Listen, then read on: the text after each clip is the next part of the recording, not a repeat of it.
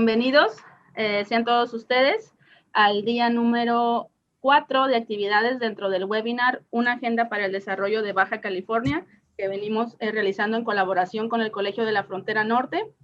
El día de hoy nos acompañan los doctores, la doctora Eunice Vargas Valle y el doctor Marcos Reyes, quienes nos van a exponer cada quien el tema educación para el bienestar social.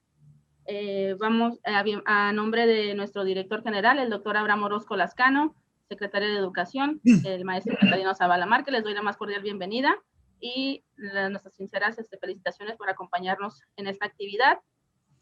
Voy a proceder a dar lectura a la semblanza de ambos. La doctora Eunice Vargas Valle es profesora investigadora del Departamento de Estudios de Población en el Colegio de la Frontera Norte. Obtuvo su doctorado en Sociología con especialidad en Demografía por la Universidad de Texas en Austin. Es parte del Sistema Nacional de Investigadores Nivel 1. Ha sido reconocida con el Premio de Investigación 2019 por la Academia Mexicana de Ciencias en el área de Ciencias Sociales. Ha coordinado recientemente el proyecto de reinserción e integración escolar de los niños inmigrantes recientes de Estados Unidos a México en un contexto fronterizo. Su línea de investigación es la demografía de niños y jóvenes con énfasis en educación, migración, familia y trabajo. Doctora Eunice, bienvenida. Y también tenemos la presencia del doctor Marcos Sergio Reyes Santos, que él es doctor en ciencias con especialidad en investigaciones educativas por el Departamento de Investigaciones Educativas del CINVESTAB del Instituto Politécnico Nacional. Es maestro en desarrollo regional por el Colegio de la Frontera Norte y licenciado en Economía por la Universidad Autónoma de Baja California Sur. Actualmente es profesor investigador en el Departamento de Estudios de Administración del Colegio de la Frontera Norte, donde se desempeña desde el año 1993. Ha sido director del Departamento de Estudios de Administración dentro de la misma institución y coordinador de la Maestría en Desarrollo Regional y coordinador del Diplomado en Gestión Financiera y Planeación Estratégica del COLEF y coordinador del Diplomado en Gobierno y Gestión Local, igualmente del COLEF, CIRE. Ha impartido diversos cursos dentro de la institución y en varias universidades del país en materias de metodología de la investigación, paradigmas de investigación educativa, sociología de la educación, democracia, esfera pública y políticas públicas, federalismo, descentralización y gobiernos locales, economía pública, economía política, entre otras. Bienvenido, doctor. Un gusto contar con su apoyo el día de hoy. Vamos a proceder con la doctora Eunice. Ella es quien va a dar su plática en primer lugar. Le cedemos los micrófonos, doctora. Adelante. Mi ponencia se titula Desigualdad Social y Educación en Baja California, evidencia del censo 2020, aunque voy a dar algunos detalles con algunas otras fuentes de información. El esquema de la presentación es, primero voy a hablar del marco normativo para el acceso a la educación básica y media superior en la entidad, diferenciales, les voy a platicar de diferenciales en la asistencia escolar de acuerdo al censo 2020, barreras, también vamos a platicar sobre barreras para la continuidad educativa de la niñez en condiciones de vulnerabilidad y finalmente voy a delinear algunos retos que tiene el sistema educativo estatal para la atención de estas poblaciones. Bueno, respecto al marco normativo para el acceso a la educación, sabemos que estamos en el marco de los objetivos del desarrollo sostenible para la agenda que tiene como fin alcanzarlos para el 2030. Y una de las metas, pues, es el garantizar una educación de calidad, inclusiva y equitativa y promover las oportunidades de aprendizaje permanente para todos. En este marco, pues, la ley general va acorde, ¿no? Desde la educación preescolar a la media superior es la educación obligatoria, universal e inclusiva. La ley general de niños, niñas y adolescentes también nos habla de que estos niños tienen derecho a una educación de calidad que contribuya al conocimiento de sus propios derechos y que basada en un enfoque de derechos humanos y de igualdad sustantiva garantice el respeto a su dignidad humana. Y bueno, en esta ley también se plantea que son las autoridades federales, estatales y municipales las responsables de esta atención. Bueno, ¿qué es lo que tenemos como contexto social para la educación, para el acceso educativo en Baja California? Baja California es una región, una entidad de alta migración interna, tiene esta vocación, ¿no? Siempre cuando estoy en un grupo pregunto, ¿cuántos de aquí son de fuera de Baja California? Y pues, oh sorpresa, ¿no? Muchísimos levantan la mano y no son nacidos en la entidad. O acaban de llegar o han tenido ciertas experiencias fuera. También tenemos una alta migración de retorno internacional y un mercado laboral que ofrece escasas oportunidades para la población calificada. El empleo formal, a pesar de que tenemos una zona pues de maquilas, industrias, etcétera, no es suficiente, ¿no? Existe la flexibilización laboral también. Los empleos son de baja calificación para la población jóvenes, generalmente informales, y el empleo transfronterizo para el del sector servicios enfocado a los estadounidenses, pues se ha visto limitado por la política de seguridad fronteriza y más recientemente, pues por la crisis del COVID-19. En Baja California ha tenido una inserción más baja en nivel superior. Muchas veces se le coloca a Baja California como una de las entidades de mayor desarrollo, pero cuando uno estandariza la cuestión urbana, es decir, tiene muy alto desarrollo porque se ubica en contextos muy urbanos, concentra a la población en estas grandes ciudades, y cuando se compara la situación educativa de estas grandes ciudades con las grandes ciudades de México, pues ahí podemos ver que no estamos como deberíamos de estar en educación. Lo que les voy a presentar son diferenciales, qué es lo que refleja el censo 2020 en este escenario pre-COVID respecto a distintos grupos sociales. Primero, pues, quiero presentarles de manera general lo que es la asistencia escolar por grupos de edad en Baja California, y lo que vemos aquí pues es que el 77% de la población de 15 a 17 estaba en el marzo de 2020 inserta en el sistema escolar, y este porcentaje pues es más bajo, ¿no?, que el que tenemos entre edades más jóvenes, de 6 a 11 años, 12 a 14 años, que nos habla de que en estas primarias y secundarias se ha alcanzado cierta ya cobertura, o si no podemos decir que universal, pues muy alta, casi universal, mientras que en la edad de 15 a 17 pues todavía tenemos ahí el cuello de botella que es necesario superar para poder llegar también a tener niveles de escolarización mayores, de escolaridad. Son los hombres los que tienen más baja asistencia escolar en la edad de 15 a 17, y esto es bien sabido en los contextos en distintos contextos urbanos, rurales, son los hombres los que están más presionados por salir temprano al mercado laboral, y es difícil compaginar el trabajo con las actividades educativas.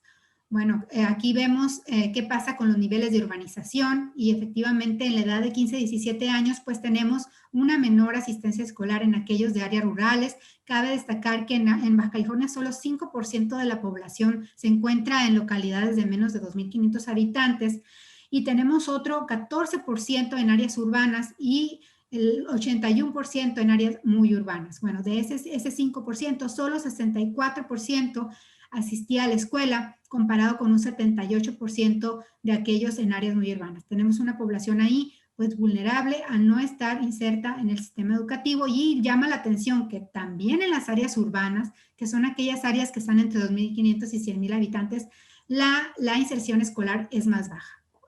Tiene el 69%, tenían los jóvenes de estas edades el 69% en inserción escolar.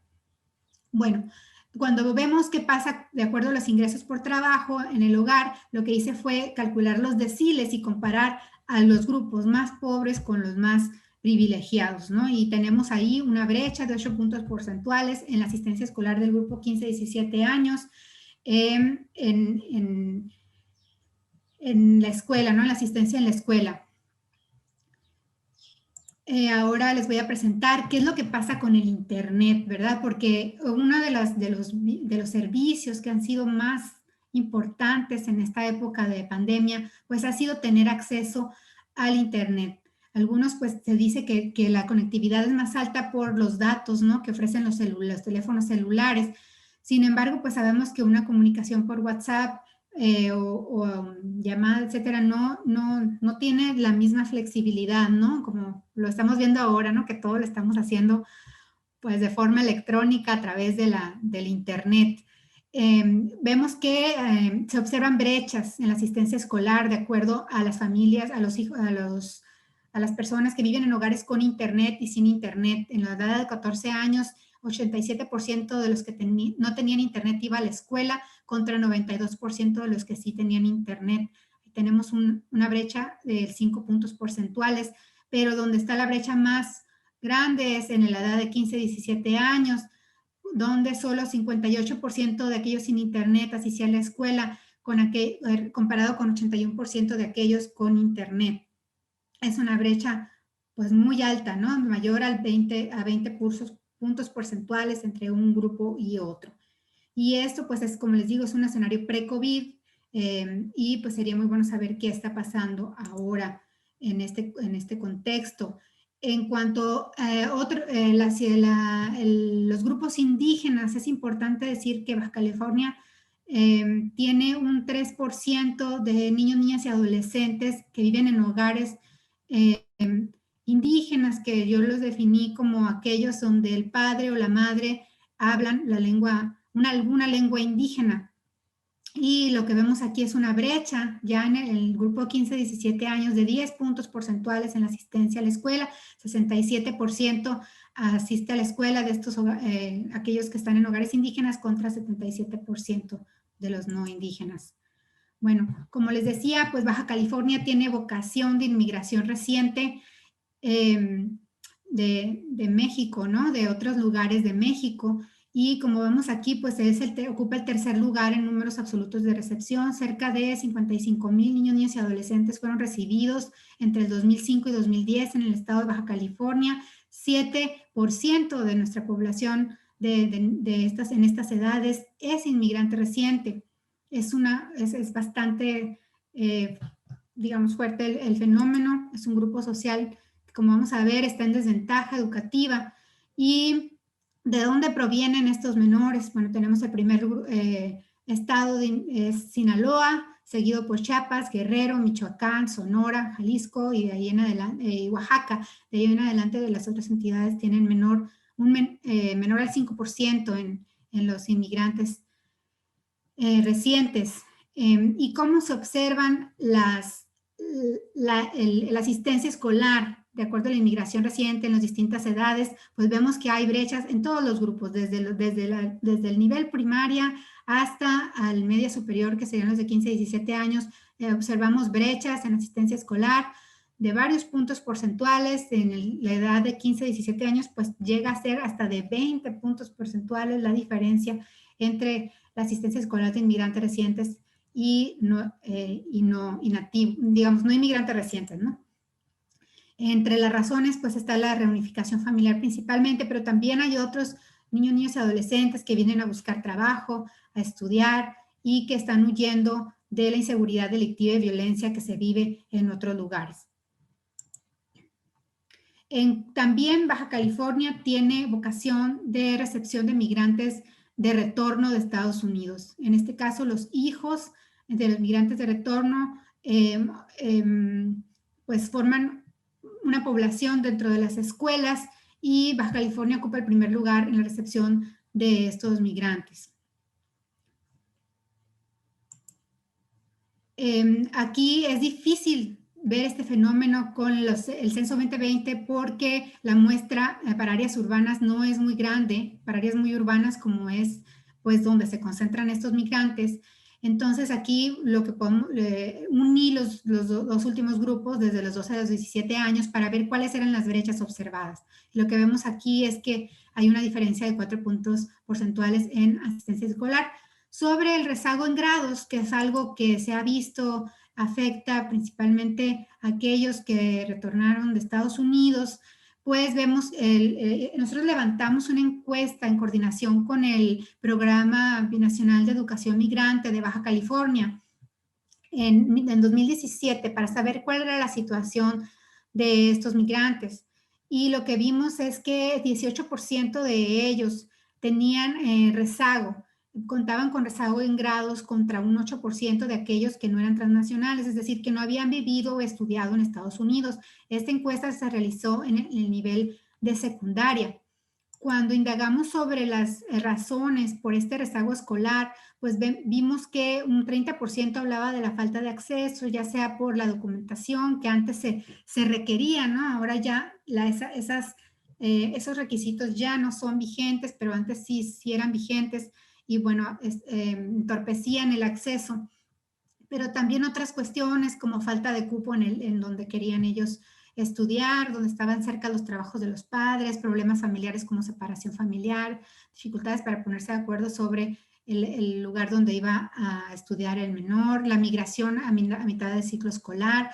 Y algo muy importante bueno, algo que salía en las que salió en la encuesta, pero que después en el estudio de seguimiento cualitativo salía, era la dificultad con el idioma español, y hablaban de que en algunas ocasiones se habían atrasado en la escuela en grados por no saber, no tener el español académico, y a veces los directores recomendaban bajarlos un grado y bueno, en otras situaciones pues habían desertado, ¿no?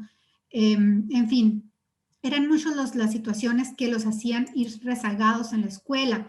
También indagamos cuáles eran las actitudes hacia la escuela, si había enganche escolar en cuanto a los contenidos, y la instrucción que se daba, ¿no? En las escuelas. Y lo que vimos aquí es que aquellos migrantes recientes de Estados Unidos que habían llegado entre 2017 y 2016, de muy reciente arribo, pues 1 de cada 4 hablaba de que no le gustaba la escuela, de que no le gustaba nada o poco la escuela. Y después aquellos que ya tenían 2 o 3 años, es decir, que ya habían llegado entre 2015 y 2014, un 15% hablaba de ese bajo enganche, de ese bajo gusto por la escuela, ¿no? Que son datos que nos permiten ver que es importante no solamente el acceso, ¿no? de los grupos vulnerables a la escuela, sino también el crear ambientes y contenidos que sean significativos a las vivencias que ellos están teniendo. ¿Qué se asociaba a este bajo gusto por la escuela?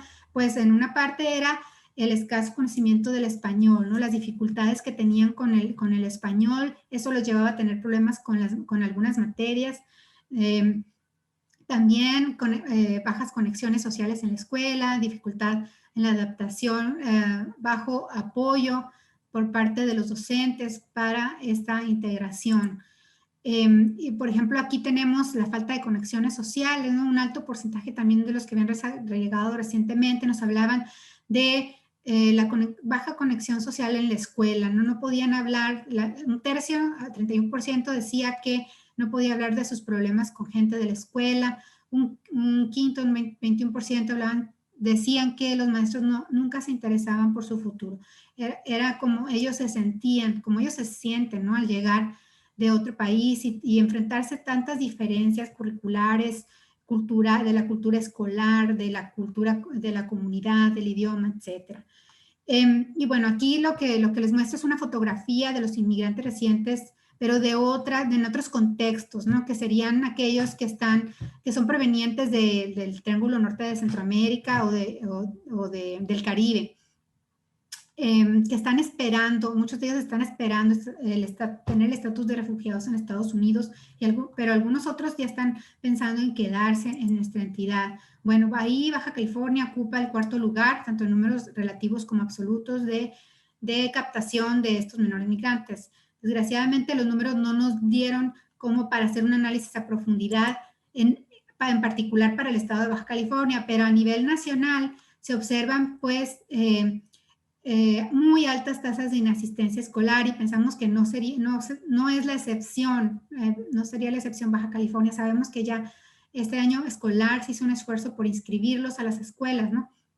En 2020 hablaba de que el 50% de los de primaria no estaban asistiendo a la escuela, 45% de los de secundaria o de la edad que corresponde a la inserción secundaria, y 82% de los de 15 a 17 años. Como ven, tasas de inasistencia pues muy, muy alta entre estos inmigrantes, y bueno, tiene mucho que ver el perfil, ¿no? Las condiciones por las que están migrando, ¿no? Como vemos aquí, 27% de los menores habló que venía huyendo de inseguridad delictiva o violencia a nivel nacional.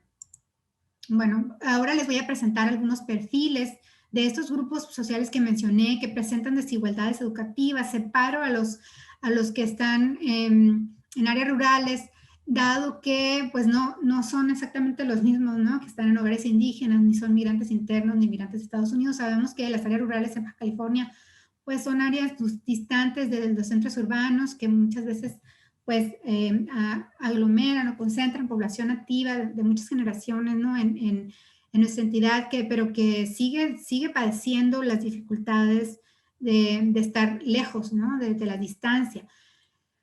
Por ejemplo, aquí vemos que aquellos que viven en estas áreas rurales tienen un bajo en el capital social en el hogar, 8% se encuentran sin padres, cuando el promedio es 5% en Baja California. Tienen baja escolaridad materna, niveles de pobreza más altos que el promedio, 12% están en el primer decil de ingresos, y pues un bajo acceso a Internet, 44% solamente accede al Internet. Aquellos que están en hogares indígenas, pues también observamos en ellos una condición socioeconómica de desventaja. 59% tiene madres que no han alcanzado la educación secundaria, 13% se ubican en el decil más bajo de ingresos, y solo alrededor del 39% tienen acceso a Internet. Entre los migrantes internos también tenemos estas circunstancias, estas situaciones socioeconómicas muy fuerte, muy difícil, ¿no? También separación familiar, 32% viene solo con la madre, migrando de otras entidades, lo cual es más alto que el porcentaje que viven solo con la madre a nivel estatal. También baja escolaridad materna y un bajo acceso también al Internet en la vivienda. En cuanto a los migrantes de Estados Unidos, pues ahí lo que vemos principalmente son situaciones de separación familiar, y desgraciadamente el censo de población no nos permite captar otros procesos como son dificultades con el uso del español para términos académicos, por ejemplo, conexiones sociales, etcétera, que sería muy importante medir, pero que pues afortunadamente las captamos a través de la encuesta CIEM del 2017. Bueno, algunas de las, ¿qué está detrás de estas desigualdades de estos grupos sociales en Baja California? ¿Qué tenemos como barreras para estos grupos? Bueno, en primer lugar, como vemos, pues tienen dificultades económicas, ¿no? Por lo tanto, no es posible pagar cuotas, uniformes, libros escolares, transporte, cuando era necesario el transporte, ¿no? Y también existe la necesidad de trabajar, y es muy difícil combinar las actividades laborales con la escuela. También tenemos cuestiones estructurales de falta de previsión de dónde, en qué áreas están estos migrantes, y el garantizar el cupo en estas áreas y en esas escuelas específicas, ¿no? En una escuela cercana, ¿qué oferta educativa se les ofrece a estos chicos en las áreas donde viven? Como digo, para ellos es muy difícil, les hace transportando de un lugar a otro dentro de las ciudades, y mucho más a los que están en áreas más apartadas, más marginadas, ¿no? Tenemos también cuestiones sociales de aislamiento social y segregación, ausencia de padres en el hogar, como les mostré, discriminación social existe. Tenemos que pensar cómo derribar, ¿no? Cómo empezar a sensibilizarnos de que estos procesos están en nuestra sociedad, cómo derribarla. Culturales, pues tenemos contextos familiares y comunitarios delimitado, capital educativo en estos grupos vulnerables. Muchas veces se piensa aplazar la educación formal para cuando se junte dinero, para cuando tal vez se migre a otro lugar, ¿no? Y mientras tanto, los menores están fuera del sistema escolar. Existen dificultades con el idioma. Yo les platiqué de los migrantes provenientes de Estados Unidos, pero también tenemos a los grupos indígenas muchas veces con esas dificultades, y pues culturas escolares no inclusivas, entre muchas de las otras barreras que se pudieran mencionar, y que seguramente mi compañero Marco Reyes pues va a ampliar estos temas, ¿no? Con el COVID-19, pues las desigualdades educativas no solamente se han visibilizado, sino se han exacerbado, y creemos que pues tan solo vimos el acceso a Internet, ¿no? La dificultad para acceder debe estar marcando las condiciones en las que pueden o no continuar estudiando estos niños, niñas y adolescentes en Baja California. Entonces, como conclusiones, podemos decir que persisten las desigualdades en asistencia escolar en media superior, sobre todo en Baja California, en población rural, urbana también, indígenas y emigrantes provenientes de Estados Unidos, y desigualdades en todos los niveles para los migrantes internos. Sabemos que es necesario pues garantizar el acceso a la educación de todos los niños, niñas y adolescentes. Se ha trabajado mucho en este camino, y sabemos, ¿verdad?, que están trazando rutas para la atención de estos grupos vulnerables. Hay que seguir trabajando en este aspecto. Es una oportunidad que tiene el sistema educativo estatal, y pues el ofrecer escuelas y cupos garantizados para estas poblaciones, ¿no? Yo creo que esto es importante, ¿no? Hay que saber y de poder identificar a estas poblaciones, y no dificultarles más el acceso, ¿no? Si ya están pidiendo acceso a cierta escuela, bueno, permitir que puedan asistir, y no bloquear estos accesos. Becas, es muy importante las becas. Las becas, como vemos, son grupos que tienen condiciones socioeconómicas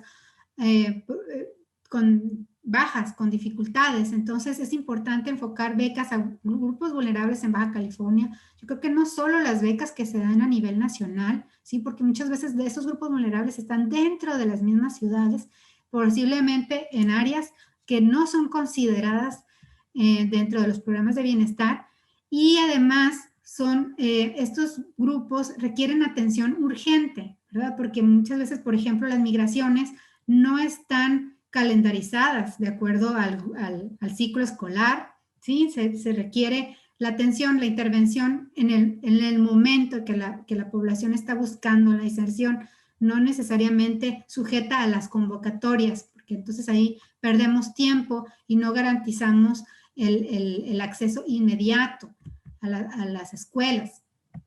Bueno, hay que impulsar la igualdad de oportunidades de aprendizaje, no solamente el acceso, sino que las escuelas puedan tener calidad y equidad en el acceso a esos aprendizajes. Y yo citando al profesor Sánchez de 2020, pues promover escuelas incluyentes.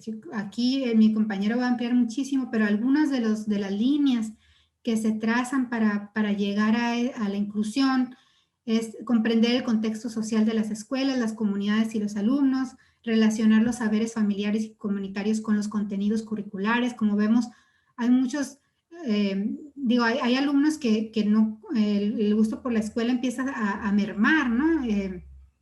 La escuela muchas veces para ellos no es significativa. Desarrollar conocimientos relevantes en los alumnos, respetar la diversidad lingüística y cultural, promover redes sociales de interconexión. En este caso, dado la situación que nos estamos enfrentando, pues no solamente presencial, sino también virtual. ¿Cómo se pueden mejorar pues las formas en las que nos vamos a comunicar con los alumnos, en las que con los maestros, y cómo maestros y alumnos pueden mejorar esa intercomunicación, ¿no?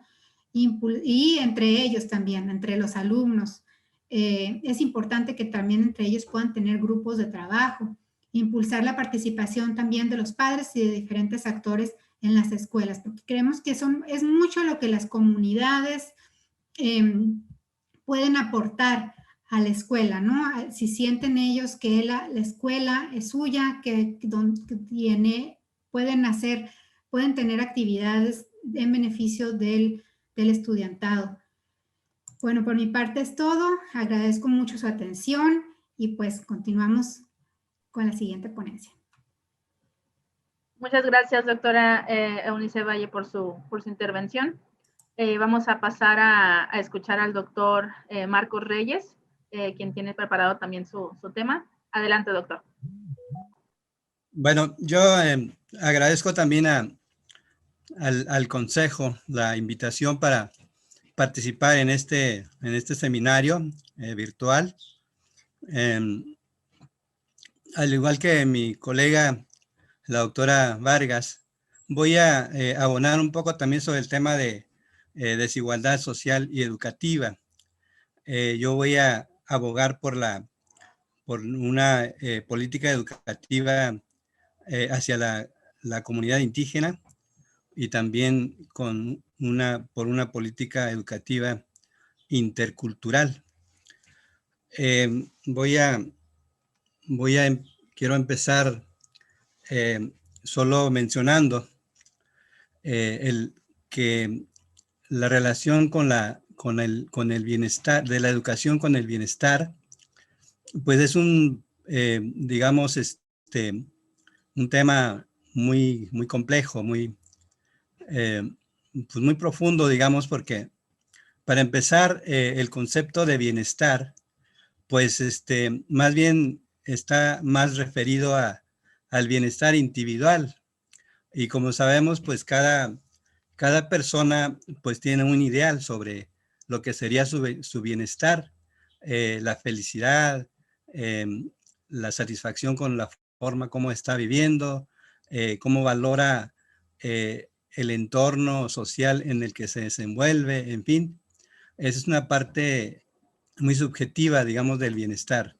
Y por otro lado, también hay una influencia, pues digamos, concreta, muy material, digamos, muy concreta, de lo que acontece alrededor o de los elementos que coexisten alrededor o en el entorno social en el que se desenvuelve la persona y cómo estos elementos que concurren en el escenario social, pues también repercuten en el concepto o en la percepción que la persona tiene sobre el bienestar. Entonces, cuando se habla, por ejemplo, de bienestar social, pues es un poco complicado, sobre todo para los que tratarían de medir o de cuantificar, pues, cómo sería el bienestar, si sumando el bienestar de todas las personas o tratando de valorar un efecto, digamos, combinado de los factores del entorno sobre el bienestar de la colectividad. Entonces, pues ahí están las discusiones sobre ese tema. Son discusiones muy abiertas.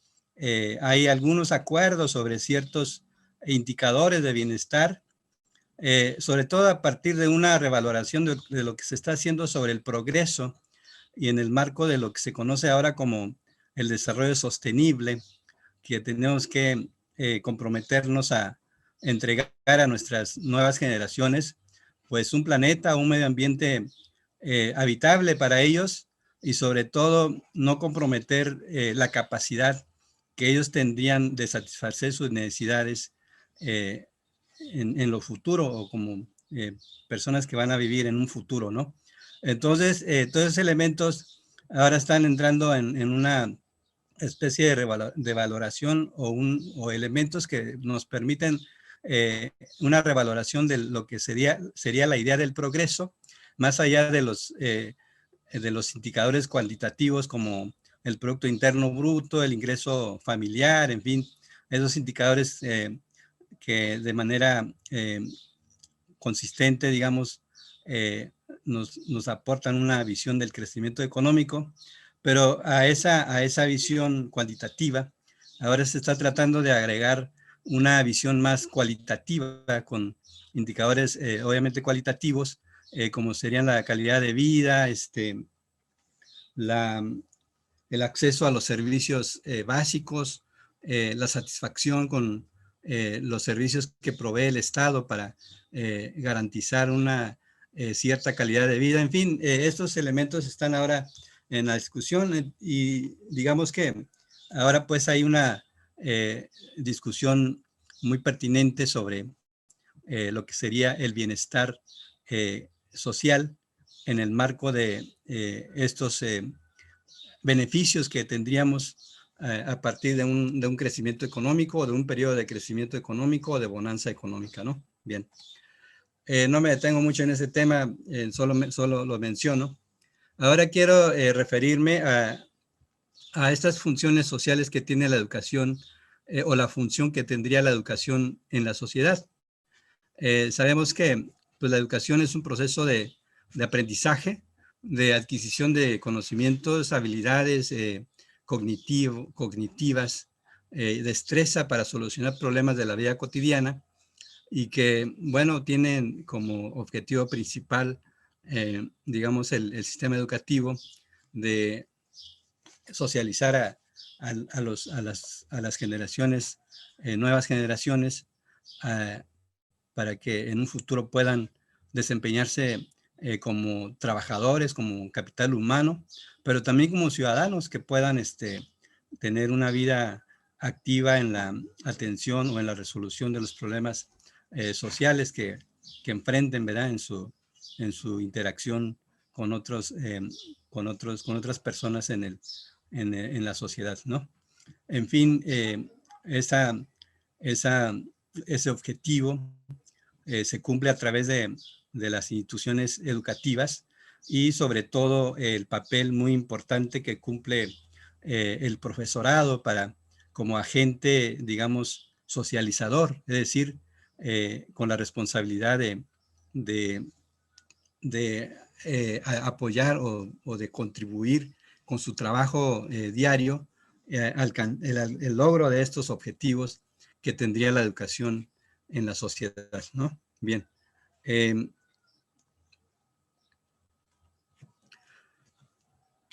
Luego viene otro tema que es el tema de la función económica. Una de las funciones más importantes de la educación es proveer de conocimientos técnicos, prácticos, disciplinares, en el caso de carreras que están muy enfocadas al sector productivo, como las ingenierías, la administración de empresas, la medicina, estas carreras que digamos que nos ayudan a tener avances en términos de desarrollo de la ciencia y que en ese sentido nos apoya para atender problemas muy concretos como de salud, como de contaminación ambiental, en fin, esos problemas muy prácticos que enfrentamos y que tenemos que encontrar una solución desde la perspectiva de la ciencia. Entonces, y también la formación de capital humano que nos permitiría sustentar un proceso productivo, producción de bienes y servicios que servirían para atender nuestras necesidades sobre esos elementos, ¿no? Entonces, esa es una función muy importante de la educación que entraría aquí. También ahora, después de estos dos elementos, me gustaría pasar al contexto social de la educación, es decir, para cumplir esas funciones, esos objetivos que le adjudicamos al sector educativo o a la educación misma como proceso, tendríamos que pues voltearnos a ver cómo está el contexto social en el que el sector educativo o el tema educativo o la educación pues busca y logra alcanzar estos objetivos, ¿no? En este caso, pues una de las cuestiones que quiero destacar, además obviamente de otros elementos de desarrollo tecnológico, desarrollo del conocimiento, que ha posibilitado el crecimiento económico, el desarrollo económico de los países muy acelerado en las últimas décadas, digamos. Hay también toda una serie de elementos de desigualdad social, como ya mencionaba mi colega, la doctora Eunice. En este caso, el tema de la desigualdad, pues básicamente se refiere a, pues a una falta de oportunidades o a un acceso desigual de oportunidades de las personas en el acceso a los recursos para poder tener una buena calidad de vida, digamos. El tema de la desigualdad es importante porque implica o pues tiene relación con otra serie de problemas sociales como son la pobreza, la marginación, desigualdades de género, desventajas individuales y colectivas que se van acumulando de generación en generación. En fin, estos escenarios de desigualdad social que constriñen, limitan, restringen un logro pues eficaz, ¿verdad?, de los objetivos que le endilgamos a la educación, ¿no? Y la relación entre la educación y la desigualdad social también es importante, en principio, porque recordemos que la educación es uno de los factores importantes de movilidad social, es decir, gracias a la preparación que adquirimos en la escuela, en nuestra formación profesional, vamos escalando en la sociedad o vamos subiendo cada escalón de progreso individual o de pues sí, de progreso individual en la sociedad.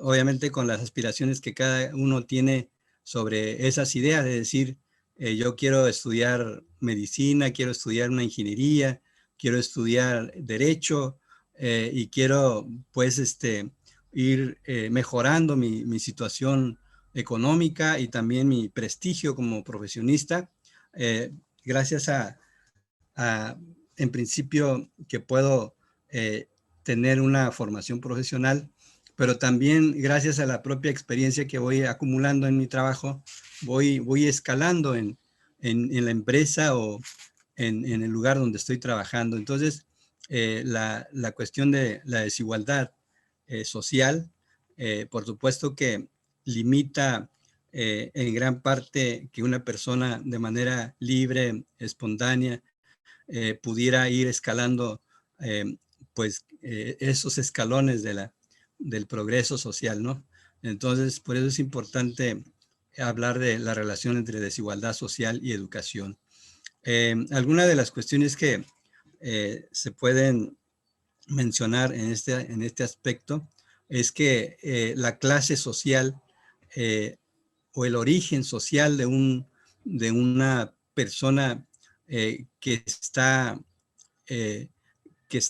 estudiando, que se está preparando, que se está haciendo de un capital intelectual para alcanzar sus aspiraciones personales, es muy importante en qué escalón partimos, es decir, alumnos o egresados que tienen padres con recursos, pues en principio les pudieron proveer de los mejores recursos para que pudieran tener una mejor preparación en las mejores escuelas, como dirían o pensarían los padres, pero sobre todo que este egresado, una vez que termine la carrera, pues ya inicie con una dotación de recursos que le permiten empezar pues a trabajar, a desempeñarse profesionalmente de manera rápida en comparación con otros estudiantes o otros egresados que tuvieron menos recursos para prepararse y que ahora una vez egresado de alguna carrera profesional, pues también tiene que empezar por buscar un trabajo para tratar de aplicar el conocimiento o aprovechar o tener rendimiento de la inversión que tuvo al prepararse en una carrera, ¿no? Bueno, también en la literatura se menciona que los varones estudian con más frecuencia carreras administrativas y técnicas, mientras que las mujeres estudian carreras de humanidades y ciencias sociales. Bueno, en este contexto de desigualdad social o en este contexto social de la educación, el Estado también puede ser un factor de desigualdad en el momento en que cuando diseña, promueve, aplica políticas de atención a ciertos grupos y también cuando define la prioridad y el volumen de los recursos que estaría destinando a la atención de ciertos grupos o a la atención de ciertos servicios que provee el Estado, como la salud pública, la educación pública, la vivienda pública, las pensiones, el desempleo, etcétera. Claro que también el Estado, pues confiamos, estamos esperanzados en que también tenga una acción, digamos, positiva sobre, hacia la disminución o eliminación de las expresiones de desigualdad, ¿verdad? Y bueno, pues cuando empieza a invertir recursos o empieza a canalizar recursos hacia los programas sociales, pues está pensando el Estado en disminuir o eliminar ciertos problemas sociales y entonces en ese sentido está utilizando su capacidad de atender o de disminuir la desigualdad que existe en nuestra sociedad, ¿no? Sin embargo, a últimas fechas, el Estado también se ha visto, digamos, saturado, abrumado por tantas responsabilidades que se le han encargado y al final de cuentas empieza a tener un déficit de atención hacia los problemas urgentes, apremiantes de la sociedad y entonces empieza a recurrir al mercado para tratar de pues aligerarse un poco la carga y es cuando empieza a privatizar la provisión de ciertos servicios y eso obviamente nos pone en una situación de desventaja a las personas que tienen menos recursos para acceder a esos bienes y servicios con respecto a aquellos que tendrían los recursos suficientes para poder acceder sin dificultades a esos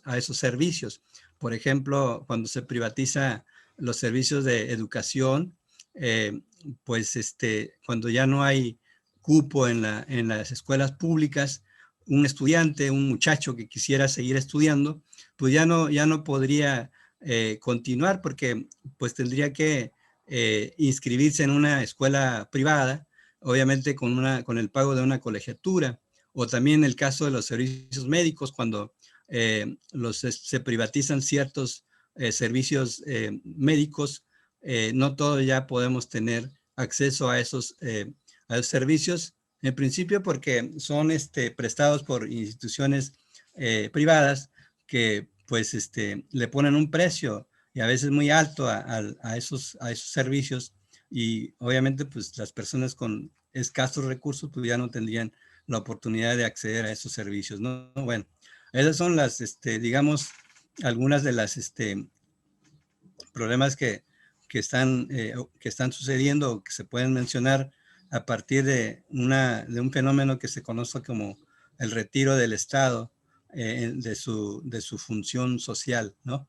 Bien, también un mercado laboral regulado por el Estado, pues tiene diferencias o hay diferencias importantes que impactan en el estilo de vida de las personas y obviamente en su calidad de vida, es decir, trabajos, digamos, mejor calificados, mejor remunerados, empleos donde uno puede tener mejores condiciones físicas de trabajo que otras personas. Por supuesto que nos colocan en una situación pues en desventaja, ¿verdad? De unas personas con respecto a otras, ¿no?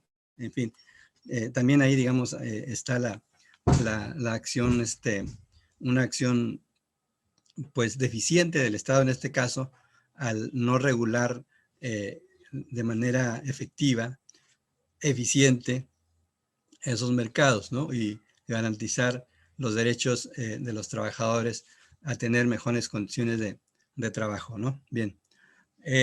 Las crisis económicas también impactan en la educación. Sabemos que el gobierno, pues no siempre tiene todos los recursos que desearíamos los ciudadanos. Y entonces, cuando hay una situación de crisis, el Estado empieza a reducir su gasto en ciertas áreas que dirían los economistas no productivas para el Estado, es decir, empiezan a dejar de apoyar la cultura, la educación, la salud pública, en fin, esos servicios que son subsidiados por el Estado empiezan a resentir ante situaciones de crisis económica, ¿no? Bueno, el recorte presupuestal entonces pues tiene efectos importantes en la desigualdad, ¿verdad? También se habla de efectos indirectos y directos de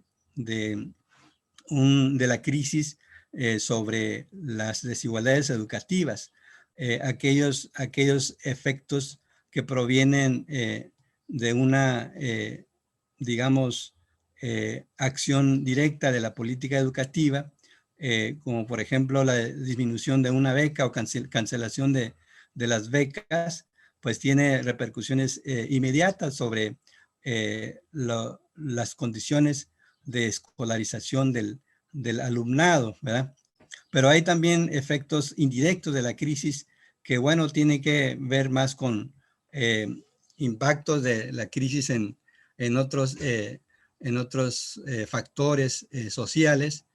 Por ejemplo, un mayor desempleo llevaría a incremento de la población en condiciones de pobreza, y eso al final de cuentas pues vendría afectando a la persona que quisiera estudiar, ¿no?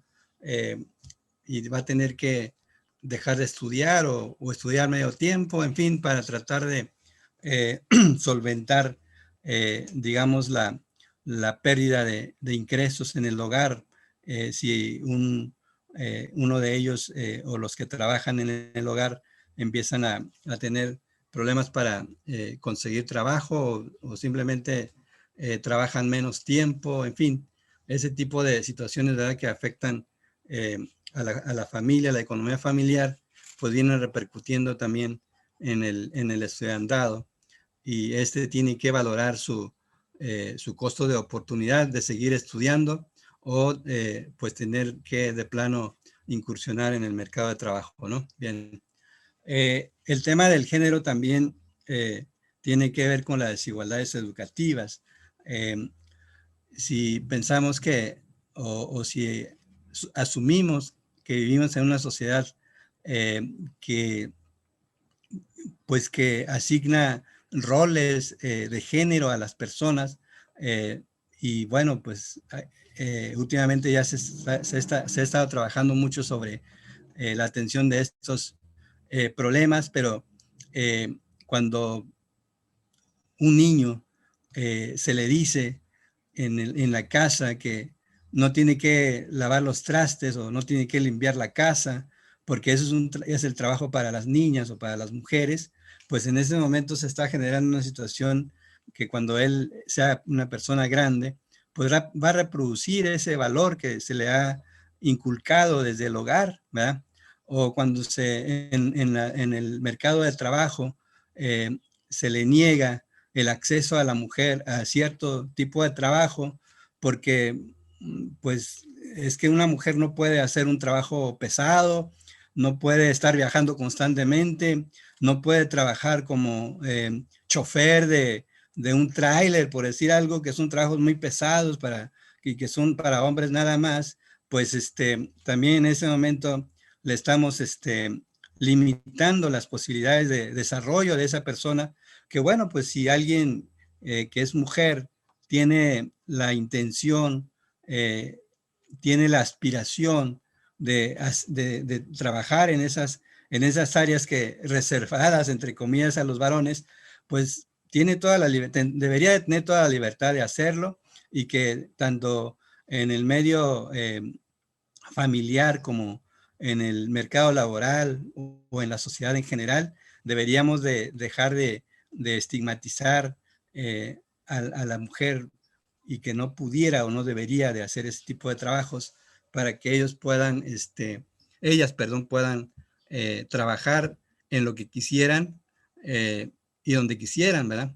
Entonces, el tema de género tiene que ver con una asignación de roles en la sociedad, de estatus, obviamente, digamos que, pues, no tengo los datos, pero uno puede suponer que hay más gerentes, administradores, directivos de empresas, varones que hombres.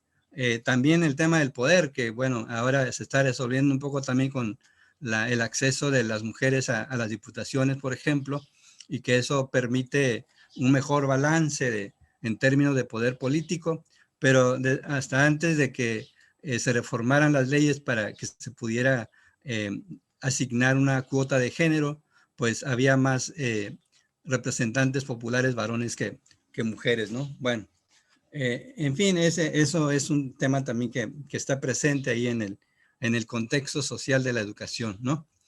Y un poco para ir cerrando, viene el tema de la etnia y las desigualdades educativas, que es donde quiero concentrarme un poco más, porque la etnia, sobre todo las comunidades indígenas, son las que han sido víctimas, digamos, de situaciones de discriminación o de actitudes discriminantes hacia la población indígena y otros grupos de población también que se cree o que se piensa que son diferentes a la población mestiza, ¿no?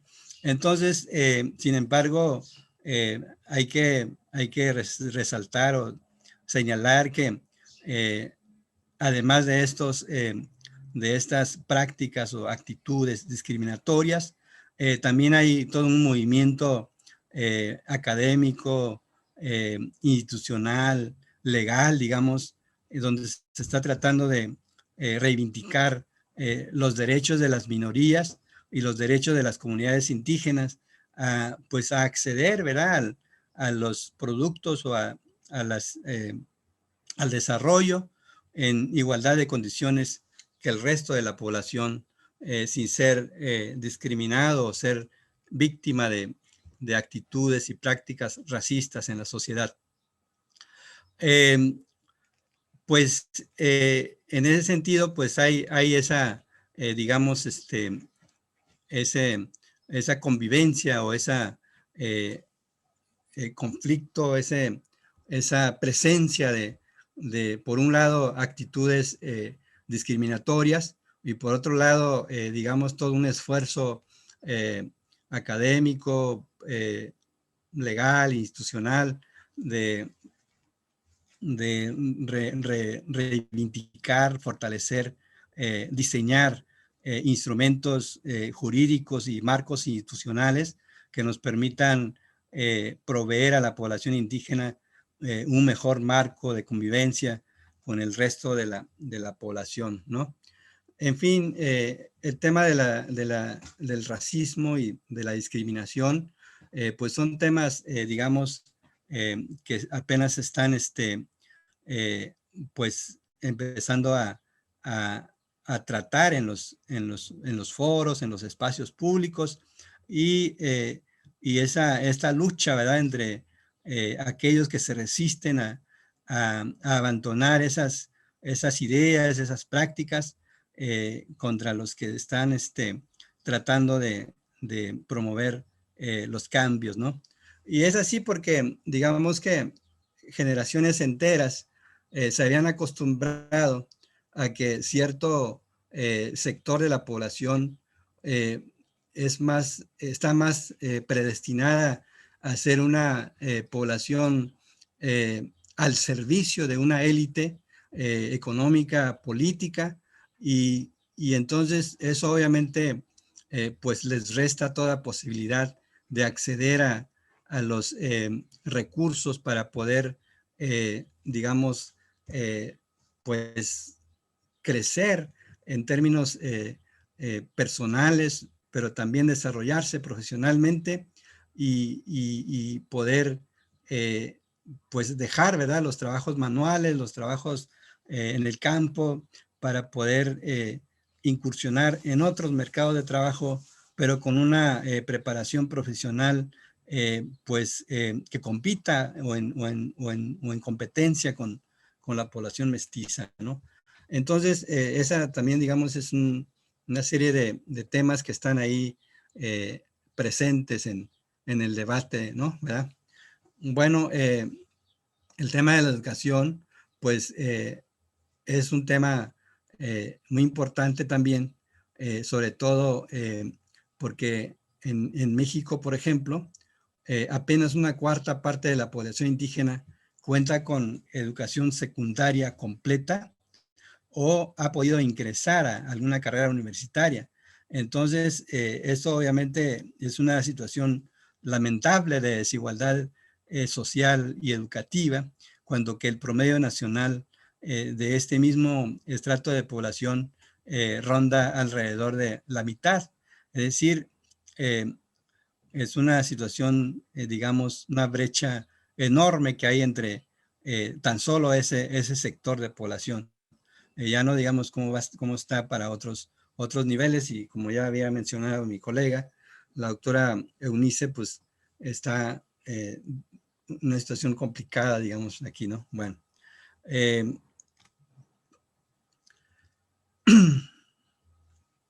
La discriminación racial es un tema de la cual tampoco se escapan las universidades o las instituciones de educación superior. En principio, porque todas las carreras o la mayoría de las carreras, hasta recientemente, digamos, se han creado universidades interculturales, pero que también tienen muchos problemas de financiamiento. Obviamente, pues eso no les permite tener una matrícula pues masiva, ni contar con un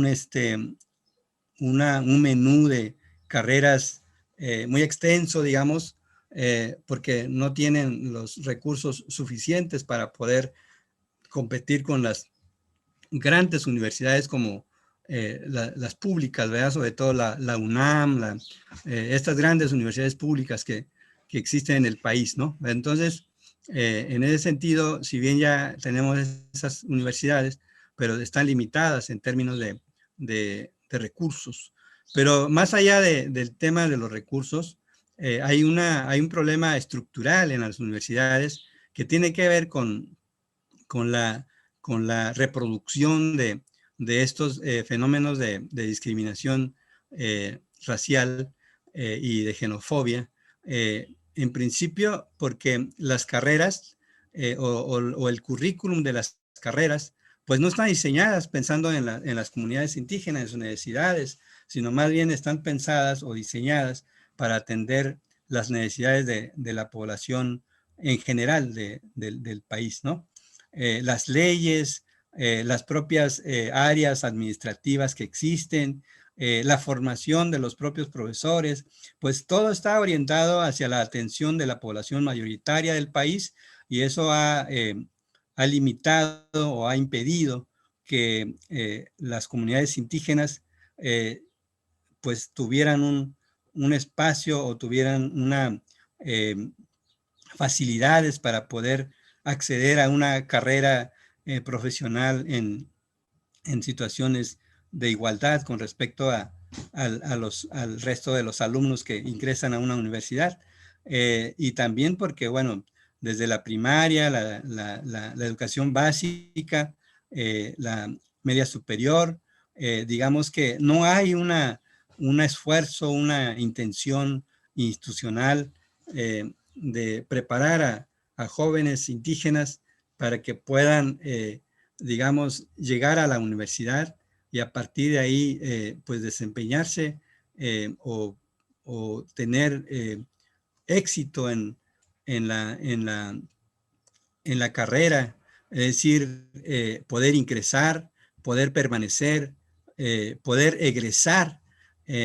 Todas esas tres etapas importantes, digamos, no las están atendiendo en igualdad de condiciones junto con los otros porque no se les está, digamos, preparando en cada uno de los niveles previos para que lleguen preparados académicamente para competir con los alumnos mestizos que están inscritos en las universidades, ¿no?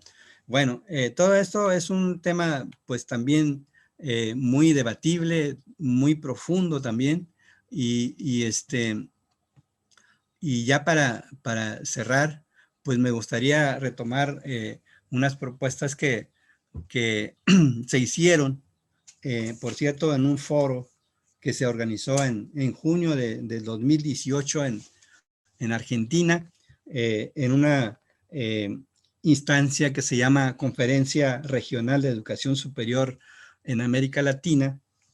En esa sesión realizada en el mes de junio, pues hubo más de 5,000 participantes entre autoridades educativas, rectores, especialistas, docentes, estudiantes, que estuvieron trabajando sobre el tema del racismo y del tema de las desigualdades educativas, y formularon una declaración con algunas recomendaciones muy importantes en términos de reforma de las instituciones de educación superior, tanto en su gestión, en su forma de formación, de formar a los estudiantes, en la investigación que se realiza en las universidades, en los mecanismos de extensión y de vinculación que tienen las universidades con las comunidades y sobre todo que deberían de tener con las comunidades indígenas. Entonces, es toda una declaración bastante extensa. Yo solamente retomo algunos puntos que me gustaría proponer aquí en la discusión que podríamos tener, ¿no? Dice en ese comunicado, en esa declaración, que en principio los aspirantes o los estudiantes que ingresan a una universidad, todos, incluido por supuesto los indígenas, pero sobre todo los jóvenes, los estudiantes que ingresan, estudiantes mestizos que ingresan a la universidad, se les debería de dar una formación con esta orientación intercultural para que ellos reconozcan, que entiendan, que comprendan la realidad de las comunidades indígenas, para cuando vayan a trabajar con ellos, cuando sean profesionistas, pensando, por ejemplo, en los médicos comunitarios o en los promotores de los programas comunitarios que hayan egresado de una universidad, pues ya tengan una formación muy sólida sobre la cultura, las tradiciones, la forma de vida de las comunidades indígenas, ¿no? Bien, también las universidades deberían de dedicar proyectos, programas de investigación hacia el estudio de los problemas de discriminación racial en las comunidades indígenas. Desarrollar programas de vinculación social con las comunidades indígenas, crear programas de acción afirmativa, que estimulen y favorezcan el ingreso, la formación exitosa y la graduación también exitosa de los estudiantes, de los estudiantes indígenas en los programas de las universidades públicas, ¿no? Por otro lado, digamos que también deberían de contar con normativas apropiadas para poder atender las necesidades de la población indígena en la universidad. Es decir, aquella norma que restringe el acceso de un estudiante indígena o que restringe o lesiona los derechos de las comunidades indígenas de acceder a una formación universitaria, pues deben ser revisadas y deben ser adecuadas, ajustadas a estas nuevas realidades, ¿no? Y que sobre todo las universidades ofrezcan programas o carreras, planes de estudio que realmente tomen en cuenta toda la cultura, las tradiciones, la cosmovisión de las comunidades indígenas, por ejemplo, programas de salud o formación de médicos, que como decía, cuando vayan a trabajar a las comunidades, pues ya lleven el antecedente, la formación intercultural, para poder dar un mejor servicio, ¿no? Y obviamente, pues eso requiere que revisemos los mecanismos a través de los cuales la universidad se vincula con las comunidades indígenas, si no se vinculara, pues habría que crear ese marco institucional para promover una mejor vinculación con las comunidades, para poder captar sus necesidades reales e incorporarlas en el diseño de los programas de los programas de estudio de las universidades.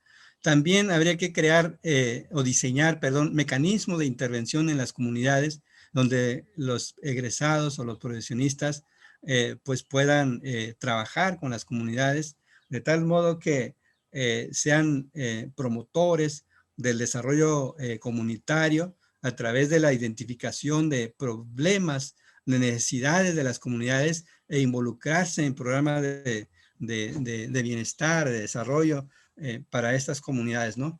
Bien, y una cuestión mucho más profunda, mucho más radical, diríamos, que se promueva una educación antirracista, es decir, no solo que se permita el ingreso de más jóvenes, el ambiente para que más jóvenes puedan desempeñarse o formarse y poder egresar con éxito de las universidades, sino también se genere una cultura o se promueva una cultura antirracista en la universidad o en las universidades, de tal modo que todos los actores que intervienen en los procesos educativos dentro de la universidad, pues sean sensibles, sean proactivos, promotores de esta educación que deberíamos de promover